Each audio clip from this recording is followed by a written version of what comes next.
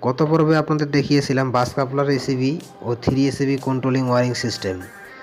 সেই ভিডিওটি শুরুতে বলছিলাম ভিডিওটি শেষে একটি টার্মস অ্যান্ড কন্ডিশন রয়েছে, কারণবশত টার্মস অ্যান্ড কন্ডিশনগুলি ভিডিওটি শেষে অ্যাড করা হয়নি। তো এখন আপনাদের দেখাতে চলেছি বাস কাপলার এসিবি টার্মস অ্যান্ড কন্ডিশনগুলি।